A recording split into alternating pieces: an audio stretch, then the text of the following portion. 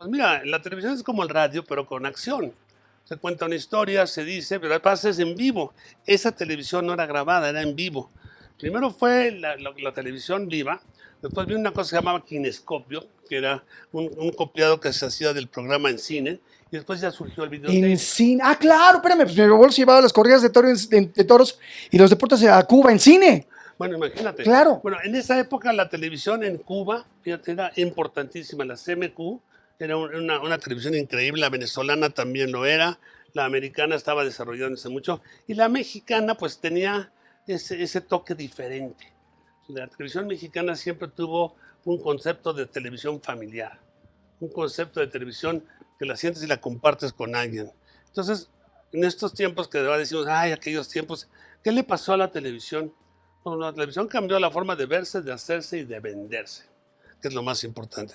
El rating se acabó. Ahora son los likes de las redes sociales. Imagínate cuántos cambios ha habido. No, y se acabó el rating además porque se acabaron las empresas que medían los ratings. Bueno, no, es que pasa que Ya no les dan los servicios a las televisoras. no, cada una tenía su propia medidora de ratings, sabía quién era la que tenía número uno, número dos. Pero en esa época, si tú llegabas a tener rating, estabas hablando que tenías 4 millones o 5 millones de gente que veían tu programa en toda la República, ¿no? Entonces ahora, pues ya no sé cómo se miden o cómo se dicen o cómo se hacen, pero el rating era una fórmula para poder vender tiempo.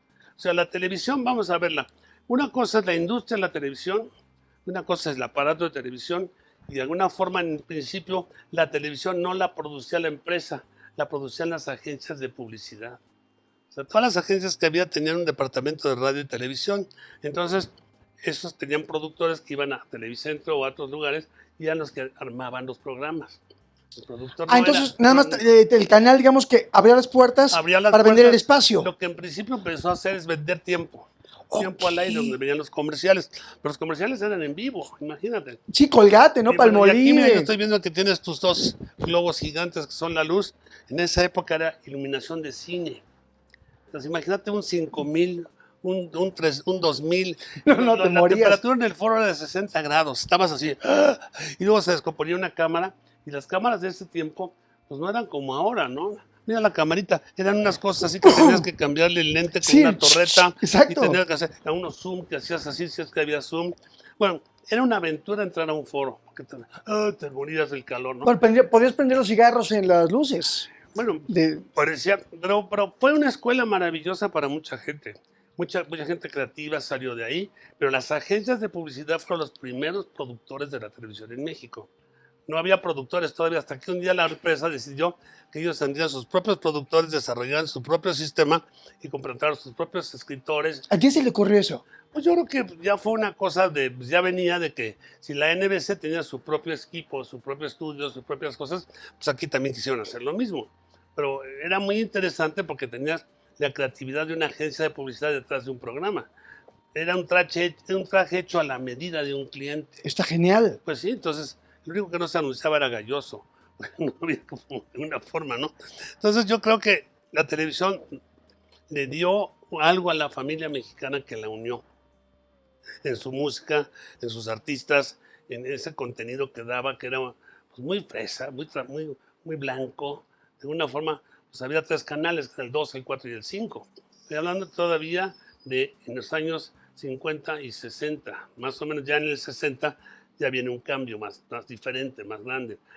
¿Y tú qué hacías en ese momento? Pues yo, mira, en ese momento yo pues, era office boy, me mandaban por los cafés, pues, me hacían novatadas cada vez que me decían, ¿a ti nunca te hicieron la novatada que le hicieron a muchos? Que le decían, oye, vete al máster, tráeme 3 kilos de barras de color. Ay, ese no, no. Ese fue el más. Pero Y sí luego- iban, sí iban. Y Sí. luego, te vas por favor allá y me traes una cubeta de sincronía.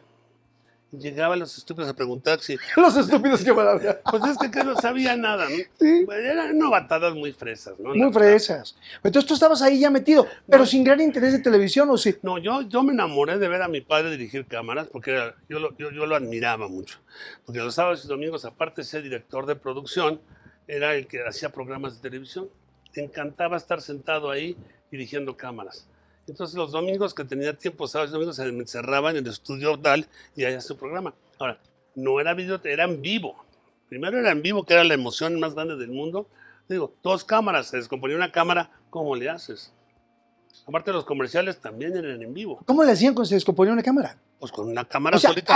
con una cámara, vámonos. Tenías que con un dolly, como este tipo de dollies que Sí, tienen pero aquí, los monstruos se movían, pues tenías que cambiar de lente, ¿no? A un 90, a un 60, y de repente, pues, y los actores, por ejemplo, los techos de Televicentro, pues eran de aluminio, y cuando llovía, se oía un ruiderazo, decían los actores, está lloviendo. Entonces, se Para notaba que estaba justificar, lloviendo. claro.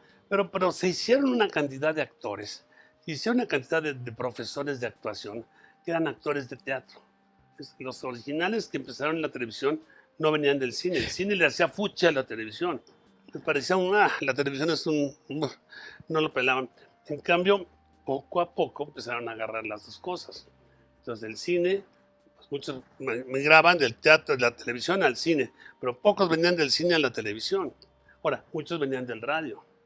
El radio era Había maravilloso. radionovelas, claro. No había radionovelas. Bueno, mi papá hacía La Doctora Corazón en radio. El monje loco, no el longe moco, el monje loco. El monje lo loco, inventó claro. también en eso. Que es que también un cañonazo famosísimo, Bueno, ¿eh? pero es que eran otros tiempos. Imagínate lo que da. Pero, ¿quieres unas galletitas para tu Estoy bien cafecito? ahorita, sí, cuando A ver, quieras. aquí agarramos lo que quieras, Ok. ¿eh? ¿Sabes lo que es sentarte en la oscuridad de la noche y oír el monje loco? Bueno, te juro que era espantoso. Te morías de miedo. Porque tenía un señor que hacía Entonces se reunía la familia, ¿no? Se reunía Pues con la yo no sé, radio. yo me acuerdo que a mí me daba pavor el monje loco porque decía unas cosas que ya dices, bueno, ya después cambió el tiempo, cambiaron las cosas, ¿no? Pero esa televisión... Pero la magia, cuando tú eras un niño que no había tantos medios, en la noche apagar las luces, poner en la radio el monje loco, bueno, era toda No, una... ya había un Carlos Lacroix, ya había programas así de la radio, mira. ¿Cuál fue la primera televisión que hubo en la historia? ¿Tú sabes? La primera televisión, ¿Qué hubo en la historia? no. La fogata. Cuando el hombre prehistórico Ah, se sentaba ok. en la fogata a comer, a tirar los huesos. Con la tribu, y era a la tribu. soñar. Sí. Y soñar porque pues, ahí surgen leyendas, surgen ideas. Y luego de repente pasa el tiempo y nadie sabe, llegan los juglares a los pueblos. Y ahí vas a ver el show de los juglares al pueblo. Y luego llegan los monjes que nadie sabía leer, entonces vienen a leer los libros. Y así va evolucionando y va cambiando el mundo hasta que de repente un día pues surge el cine. Entonces ya en el cine es, wow, el cine dominó cosas, de nada va a pasar después del cine, pero surge la radio. Y la radio hace que tú sueñes como en la fogata. Te pones a ver, entonces estás oyendo el radio y estás soñando lo que estás oyendo. Sí, ¿no? tú imaginas todo lo que Eso te van es narrando. divino, es maravilloso que puedas tener ese tipo de continuidad, a imaginarte las cosas. Cuando surge la televisión, pues obviamente todo el mundo dice, no, se acabó el radio. No se acabó, siguió adelante y sigue adelante. Ajá, la fecha. Ahora, el cine en un momento dado tuvo su época de gloria. La época de oro del cine mexicano fue especialmente durante la guerra. Cuando la Segunda Guerra Mundial, la producción de Hollywood pues, bajó muchísimo de producción de volumen. El cine mexicano se volvió importante para Sudamérica. Y llegó el papo del desmoe.